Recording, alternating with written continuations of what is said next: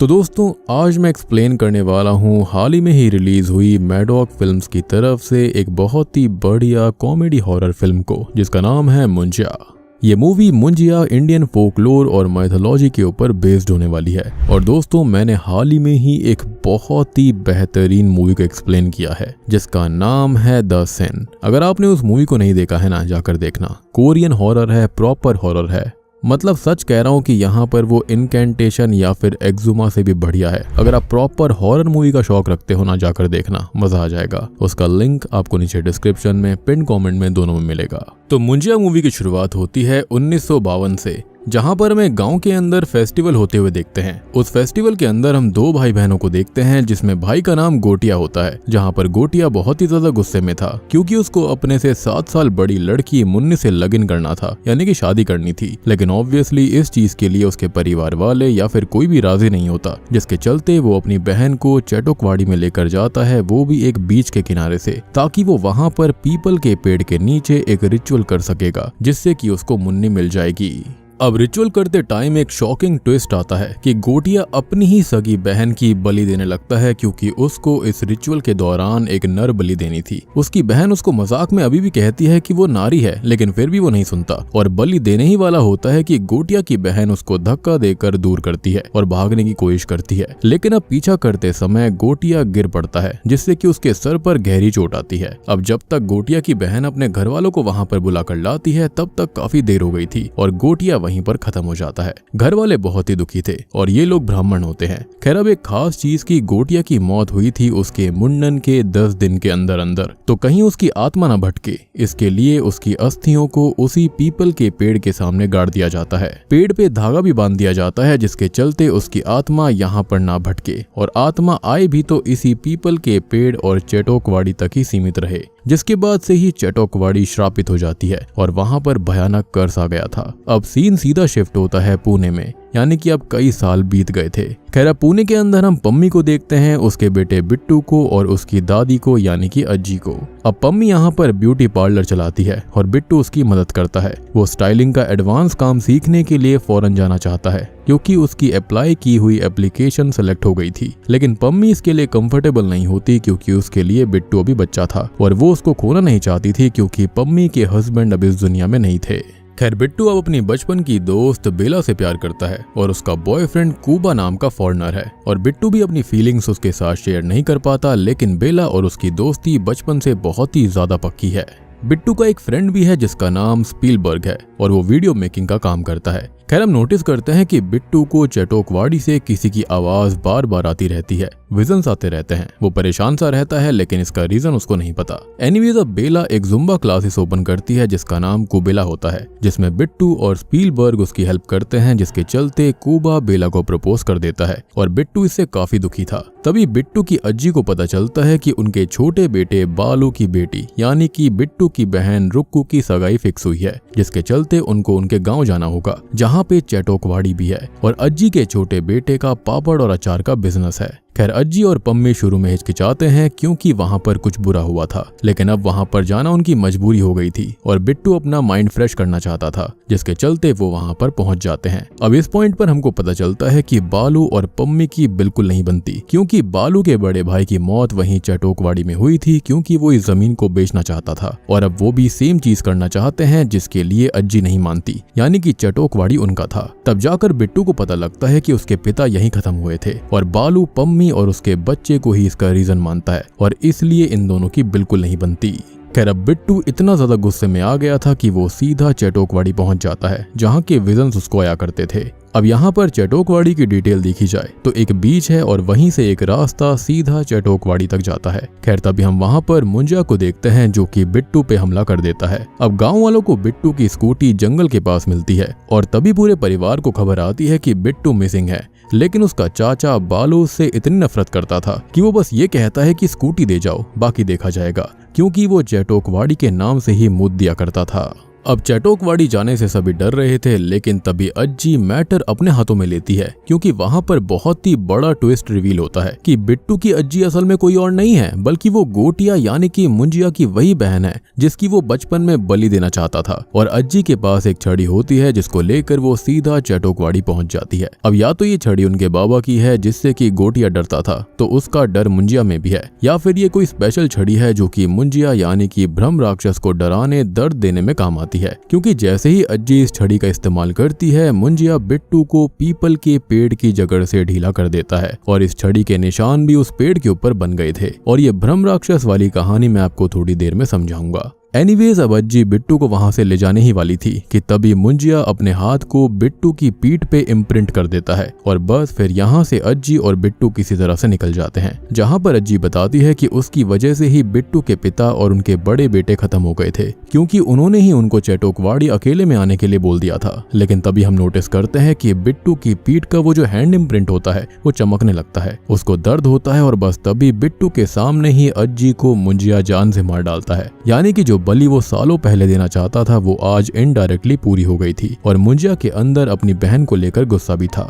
सोचकर देखो, अपनी सगी बहन को मार डाला। और तभी बिट्टू ये देखकर वहीं बेहोश हो जाता है। इसके बाद बिट्टू की आंख सीधा हॉस्पिटल में खुलती है, जहां पर उसको ये दुख खबर मिलती है कि उसकी अज्जी अब जिंदा नहीं रही, जो कि उस पर जान छिड़कती थी। वो उनका बहुत ही ज्यादा लाडला था, लेकिन अब वो नहीं रही, जिससे कि पम्मी, बिट्टू और रुक्कू सभी टूट जाते हैं। लेकिन बालू के टॉन्ट अज्जी की चिता जलते वक्त भी नहीं रुकते और बस गुस्से में आकर पम्मी बिट्टू को शहर ले जाने लगती है। अब शाम होते ही बस के अंदर मुंजिया एक लेडी पैसेंजर को चिमटी काट लेता है, जिससे उस लेडी को बिट्टू पे शक होता है, वो उसको मारती है। लेकिन हम देखते हैं कि वो मुंजिया ने किया था, जो कि बस बिट्टू को दिख रहा था। और आप ये भी सोच रहे होंगे कि जो मुंजिया इतने सालों से पेड़ से बंधा हुआ था वो आज शहर कैसे आ गया और बिट्टू को ही क्यों दिखा। तो असल में ये मुंजिया असल में अपने ब्लड लाइन्स वालों को ही दिखते हैं। सिर्फ शाम में ही आ सकते हैं, उनको पजस कर सकते हैं, उनके साथ रह सकते हैं। और अब एक तरह से मुंजिया ने बिट्टू को मार्क करके उसको पीपल का पेड़ बना लिया था, जिस पर वो कभी भी शाम में आ जा सकता था। अब शहर में आते ही मुंजिया उसकी नाक में दम कर देता है। वो उससे लगातार मुन्नी को ढूंढने के लिए कहता है और इसी सेम चीज को बिट्टू का फ्रेंड स्पीलबर्ग भी फील कर पाता है और सुन पाता है, क्योंकि वो मुंजिया को देख नहीं सकता था। मुंजिया की यहाँ पर एक शर्त भी होती है कि वो मुन्नी से शादी करना चाहता है और फिर मुक्ति चाहता है। अब ये दोनों ही मुन्नी को ढूंढना चालू कर देते हैं, जिसके चलते बिट्टू रुक्कू से बात करता है, जो कि बताती है कि मुन्नी अज्जी की ही फ्रेंड हुआ करती थी, तो उनके बक्से में कुछ फोटोज होंगी जो कि वो सेंड कर देगी। अब जैसे ही फोटो उसके पास आती है तो वो देखते हैं कि शॉकिंगली मुन्नी बिल्कुल बेला जैसी ही दिखती थी। यानी कि बेला की ही अज्जी मुन्नी थी, जिसके घर वाले गांव से घर बेचकर शहर में शिफ्ट हो गए थे और फिलहाल बेला के जो घर वाले हैं वो यूएस में रहते हैं। अब मुंजिया भी फोटो देखकर तुरंत ही उसको वहां पर जाने की इंस्ट्रक्शंस देता है और ये लोग उसकी बात इसलिए मान रहे थे क्योंकि मुंजिया ने धमकी दी थी कि अगर बिट्टू ने उसकी बात नहीं मानी तो जैसे उसने अज्जी को खत्म किया था वैसे ही वो उसकी माँ पम्मी को खत्म कर देगा। और डर के मारे बेचारा बिट्टू उसकी बात मान लेता है। अब ये बेला के यहाँ जाते हैं, जहाँ पे मुन्नी अब बहुत ही बूढ़ी हो चुकी है, जिसको देखकर मुंजिया घिन करने लगता है, क्योंकि अब वो सुंदर नहीं रही थी। खैर, अब बेला वहाँ पर आ जाती है, जो कि बिट्टू को उसके लॉस के लिए यानी कि अज्जी के लिए गले लगाती है और वो बिट्टू को बताती है कि उसके बॉयफ्रेंड कूबा ने उसे शादी के लिए जो प्रपोज किया था ना, उसके लिए उसने मना कर दिया क्योंकि उसको इंडिपेंडेंट रहना है। लेकिन अब तभी हम ये देखते हैं कि बेला की शक्ल मुन्नी से तो मिल ही रही थी, तो मुंजिया उस पे फिदा होकर ये कहता है कि उसको बेला से ही लगन यानी कि शादी करनी है। अब मुंजिया पूरा प्लान बताता है कि उनको चैटोकवाड़ी में ही बेला को लेकर आना होगा, उसका सैक्रिफाइस करना होगा, जिसके बाद ही मुंजिया आजाद हो पाएगा। लेकिन बिट्टू इससे शॉक हो जाता है, क्योंकि वो तो बेला से इतना प्यार करता था, लेकिन अल्टीमेटली उसको इस बात के लिए मानना पड़ता है, अदरवाइज उसकी माँ को भी मरना पड़ता। खैर, अब ये दोनों ही जाते हैं सीधा कटप्पा के पास। जस्ट किडिंग, ये जाते हैं एल्वेज करीम प्रभाकर के पास में, जो कि भूत भगाने में एक्सपर्ट होता है। हैंड ऑफ गॉड उसके पास था, लेकिन बिट्टू को इन सब पर विश्वास नहीं होता। सिर्फ यहाँ पर स्पीलबर्ग ही था जिसको यकीन था। लेकिन जैसे ही स्पीलबर्ग बिट्टू की पीठ पे मुंजिया का हैंड इम्प्रिंट उसको दिखाता है, तो प्रभाकर तुरंत ही बोलता है कि आइयो मुंजिया, क्योंकि वो पहले 4 मुंजिया को हरा चुका था। और तब जाकर हमें मुंजिया का डिटेल दिया जाता है कि अगर कोई ब्राह्मण लड़का जिसकी उम्र 10 साल से कम की रही हो और अगर उसकी मौत उसके मुंडन होने के 10 दिन के भीतर ही हो जाती है, तो जो ऐसे लड़कों की आत्मा होती है वो मुंजिया बनती है। इसलिए उनकी अस्थियों को पीपल के पेड़ के सामने गाड़ा जाता है या फिर उसके नीचे गाड़ा जाता है, क्योंकि उनकी कुछ अधूरी इच्छाएं होती हैं और वो कहीं बाहर ना आ जाएं, इसलिए उनको पेड़ से बांध दिया जाता है। और सेम चीज गोटिया के साथ भी करी गई थी। ये सब बेसिकली भ्रम राक्षस होते हैं जो कि मर नहीं सकते और इनको बस रोका जा सकता है, कैद किया जा सकता है। लेकिन प्रभाकर कहता है कि इसका भी एक तरीका है। जिस लड़की से उसको शादी करनी है उसको लेकर वहीं जाना होगा जहाँ पे मुंजिया को बांधा गया था। उसके बाद उसको शादी करने के लिए किसी फिजिकल फॉर्म में ही आना पड़ता है, जो कि होती है बकरी। और ये बात मुंजिया खुद से कभी नहीं बताएगा, जिसके बाद अगर बकरी को मारा जाए तो मुंजिया भी खत्म हो जाएगा। प्रभाकर का कहना था कि लड़की को मनाने का काम उन सबका होगा। तभी गांव में हम नोटिस करते हैं कि रुक्कू की सगाई टूट गई थी, क्योंकि अज्जी के देहांत के चलते अब शादी नहीं हो सकती थी। और सबसे बड़ी बात कि यहाँ पर जो स्पीलबर्ग होता है वो रुक्कू को पसंद किया करता था। तो यहाँ पर अब उन दोनों को आइडिया आता है कि वो लोग बेला को वहाँ पर उसके जुम्बा क्लासेस के शूट के लिए लेकर जाएंगे और मुंजिया का खात्मा कर देंगे, जिसके चलते पम्मी, प्रभाकर, बेला, बिट्टू और स्पीलबर्ग समेत सारा क्रू जो होता है वो वहाँ पर पहुंच जाते हैं। रीजन बीइंग कि रुक्कू के नाम गाँव वाला घर था और बिट्टू के नाम शहर वाला। और बालू भी यहाँ पर कुछ नहीं कर पाता, उसको मजबूरी में इनको रहने देना पड़ता है। खैर शूट वगैरह काफी अच्छे से होता है और ये सॉन्ग जो आता है ना वो भी काफी बढ़िया था, जो कि अरिजीत सिंह ने गाया है, जिसका नाम है तेनू खबर नहीं।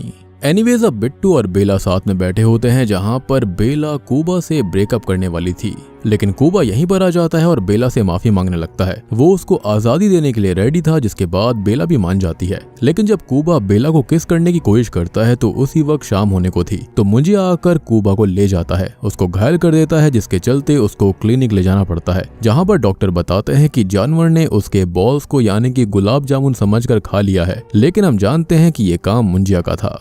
अब इस चीज से बेला बेहोश हो गई थी, क्योंकि उनका फ्यूचर ही खत्म हो गया। अब बिट्टू और स्पीलबर्ग मुंजिया को शांत करने की कोशिश करते हैं, लेकिन तभी वहां पर रुक्कू भी आ जाती है, जो कि मुंजिया को देख सकती थी, क्योंकि वो भी सेम ही ब्लड लाइन की है। और बस अब ये तीनों प्लान करते हैं कि मुंजिया को अब खत्म करना ही पड़ेगा, उसे रोकना पड़ेगा। खैर प्रभाकर इनको सब बताता है कि इनको एक बकरी लानी पड़ेगी, जिसके माथे पर एक स्पेशल चिन्ह बनाकर मंत्र पढ़ने होंगे और मुंजिया को बकरी के शरीर में आमंत्रित करना पड़ेगा। और ये साइन बिट्टू के खून से बनेगा, जो कि होता है एक Z और उसके बीच में एक और लाइन। लेकिन इस साइन को बनाने में कोई भी गलती नहीं करनी है और ना ही किसी और के शरीर पर या माथे पर ये बनाना है, अदरवाइज गड़बड़ हो जाएगी। खैर अब ये सब लोग बकरी लाते हैं और बेला को दारू पिला के वहाँ चैटोकवाड़ी वाले पीपल के पेड़ के नीचे ले आते हैं।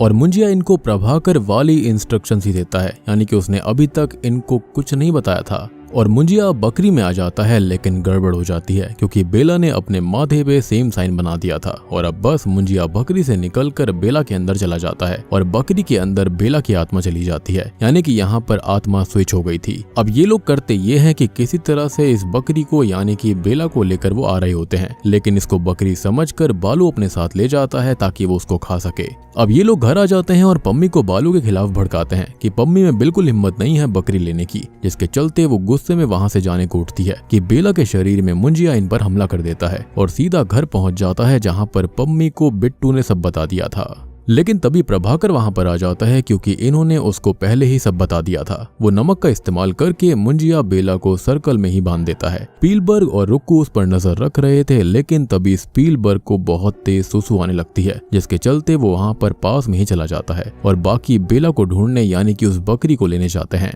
अब वहां जाकर इनको दिखता है कि बकरी को तो खा लिया गया है। तो प्रभाकर का ये कहना था कि बेला की आत्मा उसके शरीर में होगी और इससे भी आत्मा का एक्सचेंज हो सकता है। अब ये लोग साइन बनाते हैं उसके माथे पर, लेकिन तब तक स्पीलबर्ग को वो बकरी मिल गई थी और रुक्कू को बेवकूफ बनाकर मुंजिया आजाद होकर यहीं पर आ गया था। अब होता यह है कि 3 लोगों पर यह साइन बना हुआ था, यानी कि बकरी, बेला और बालू पर, जिससे कि बालू के शरीर में मुंजिया आ जाता है, बेला की आत्मा उसके शरीर में वापस आ गई थी और बकरी को भी उसकी आत्मा मिल जाती है।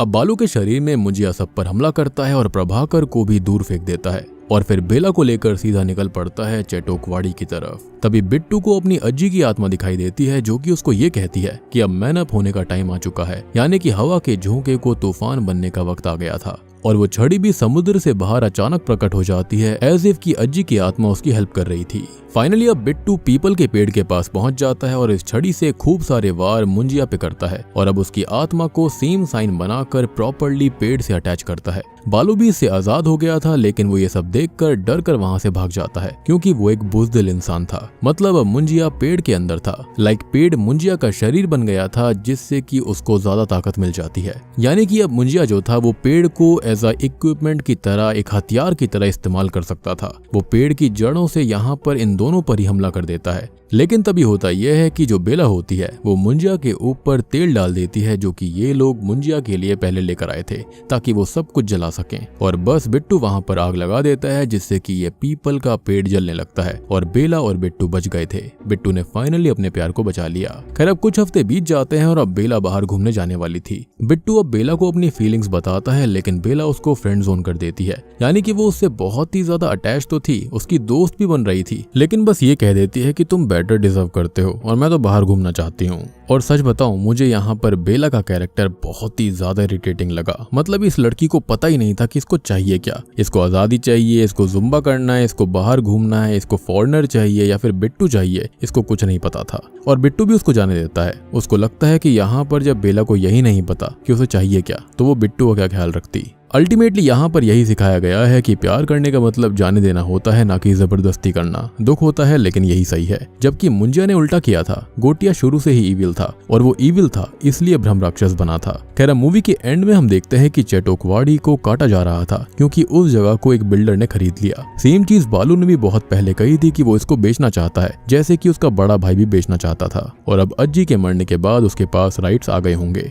साथ ही साथ हम ये भी देखते हैं कि अब जो बालू होता है वो बिल्कुल पगला सा हो गया था। वो अपने ऊपर पानी डलवाता है कि वो सूखने वाला है। और अब यहाँ पर एक बहुत ही बड़ा ट्विस्ट रिवील होता है। मुझे यहाँ पर ऐसा लगता है कि जो स्टार्टिंग में सीन आया था जहाँ पर इन तीनों के माथे पर साइन बना था, तो मुंजिया की जो आत्मा थी वो तो चली गई थी बालू के अंदर, बेला को उसकी आत्मा मिल गई थी, लेकिन बकरी के अंदर शायद से बालू की आत्मा चली गई। और अब जब ये रिचुअल फिर से हुआ था तो पेड़ की जो आत्मा थी ना वो बालू के अंदर आ गई, और जो बालू के अंदर मुंजिया की आत्मा थी वो पेड़ के अंदर चली गई। तभी तो यहाँ पर बालू बोल रहा था कि मैं सूख रहा हूँ, मेरे को पानी डालो। अदरवाइज यहाँ पर कोई मतलब नहीं बनता कि बालू इस तरह की बात करे, या फिर हो भी सकता है कि खाली यहाँ पर ये मजाक वगैरह हो रहा होगा, उसको पागल दिखाने की कोशिश करी गई होगी। या फिर आप लोग बताना कि आपको क्या लगता है, मेरी थियरी यहाँ पर सही है या फिर नहीं।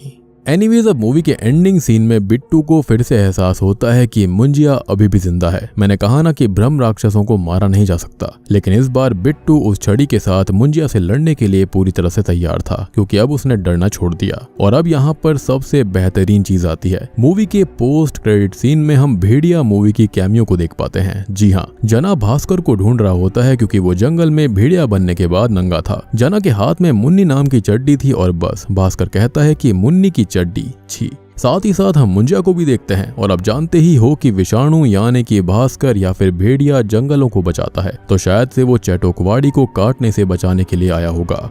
और बूम, इसी के साथ में मुंजिया मूवी यहीं पर खत्म हो जाती है। तो दोस्तों ये थी मुंजिया फिल्म की कहानी, और ये मूवी मैडॉक सुपरनैचुरल यूनिवर्स के अंदर चौथी मूवी है। जैसे कि स्टार्टिंग में आई थी स्त्री, उसके बाद आई थी रूही, फिर भेड़िया, और अब आई है मुंजिया, जिसके बाद स्त्री 2 भी आने वाली है। और आपको याद होगा कि एक मूवी आई थी जिसका नाम ज़ॉम्बी वाली था, जिसको आदित्य सरपोटदर ने डायरेक्ट किया था, तो ये मूवी भी उन्होंने ही डायरेक्ट करी है। अब इस मूवी के अंदर जो ये बात बताई गई है कि जो ब्राह्मण के बच्चे होते हैं जिनकी उम्र 10 साल से कम होती है, अगर उनका मुंडन हुआ होता है और 10 दिन के भीतर उनकी मौत हो जाए, उनकी कोई अधूरी इच्छा हो, तो वो भ्रम राक्षस बन जाते हैं, यानी कि मुंजिया बन जाते हैं। ये चीज मैंने अपने ट्रेलर ब्रेकडाउन के दौरान बताई थी। कुछ चीजें हमारे यहाँ पर सही हुई हैं, कुछ चीजें गलत भी हुई हैं, लेकिन जो मोटिव था वो चीज बिल्कुल सही मैंने बताई थी। और सच बताऊं, मैं इन मूवीज को एज एन इंडिपेंडेंट मूवीज कभी देखता ही नहीं हूँ, क्योंकि ये सारी मूवीज जो है ना वो एक यूनिवर्स का पार्ट है, जहाँ पर ये सारे कैरेक्टर्स कभी ना कभी एक दूसरे को क्रॉस जरूर करेंगे, या फिर कोई ना कोई कैमियो या फिर कुछ ना कुछ जरूर होगा। तो इसको एज अ यूनिवर्स देखा जाए तो मेरे हिसाब से ज्यादा बेटर है। उस हिसाब से ये मूवी अच्छा परफॉर्म करती है। यहाँ पर कुछ नया था, कुछ इंटरेस्टिंग था, देखने में मजा आता है। मुझे ऐसा लगता है कि जो फर्स्ट हाफ था ना वो काफी इंटरेस्टिंग था, वहाँ पर हॉरर और कॉमेडी का एक अच्छा ब्लेंड होता है। लेकिन जो सेकंड हाफ है ना, वहाँ पर मूवी इमोशनल ज्यादा चली जाती है, प्यार वगैरह दिखाना, यहाँ पर ये सब चीजें ज्यादा थी। लेकिन अच्छा भी है, यहाँ पर सोशल हॉरर मूवीज का कॉन्सेप्ट भी आजकल काफी चल रहा है कि हॉरर के बहाने ही आप सोशल मैसेजेस भी दे सकते हैं। बाकी आप लोग बताना कि आपको ये फिल्म कैसी लगी। बाकी एक और इंटरेस्टिंग बात बताता हूँ मैं आपको कि मैं सुबह सुबह का 9:45 का शो देखने गया था, लेकिन उस वक्त कोई भी आया ही नहीं हुआ था, कोई भीड़ नहीं थी, जिसके चलते वो शो ही कैंसिल हो गया। I mean, बहुत ही ज्यादा डिसअपॉइंटिंग लगा मुझे ये। जिसके बाद मैंने अगला शो देखा जो कि 12:20 का था। और ये तो अच्छा हुआ कि मैंने बुक माई शो से टिकट बुक नहीं करी थी, नहीं तो रिफंड लेते लेते ही हालत खराब हो जाती। और अब तो मुझे स्त्री 2 मूवी का इंतजार है, वही मूवी कुछ धमाका कर सकती है। बाकी आप लोग बताना कि आपको स्त्री 2 मूवी का इंतजार है या फिर नहीं। अगर है तो वीडियो को लाइक कर देना, चैनल के ऊपर नए हैं तो सब्सक्राइब कर लीजिए। तो मैं आप सबको मिलता हूँ अगली वीडियो के साथ में, तब तक के लिए